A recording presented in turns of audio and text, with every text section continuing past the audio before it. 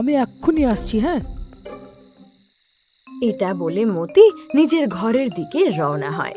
আরে মতি, দাঁড়াও তো, কোথায় যাচ্ছ? নিশ্চয়ই ডঙ্কির ষড়যন্ত্র, কোথাও পৌঁছতে দেরি না করে ফেলি আমি।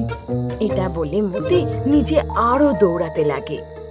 টানা ৫-১০ মিনিট দৌড়ানোর পর ও নিজের ঘরে পৌঁছায়, আর সেখানে গিয়ে দেখে যে হাতি, মোষ আর ভেড়া মাথার কাছে দাঁড়িয়ে। তোমরা এই জায়গাটা তছনছ করে দাও, সব কিছু ভেঙে চুড়ে একাকার করে দাও, খুব মজা হবে।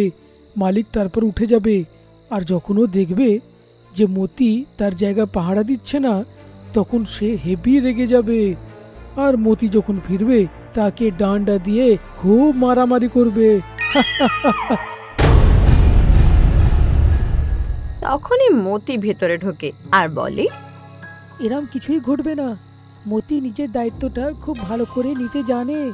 আর তখনই মতি জোরে জোরে ডাকতে লাগে। আরে আরে পালাও সবাই। ডাকে ধোপার ঘুম ভাঙে। আরে এতগুলো জানোয়ার! ও লাঠি তুলে ৩ জন পশুকে তাড়া করতে লাগে।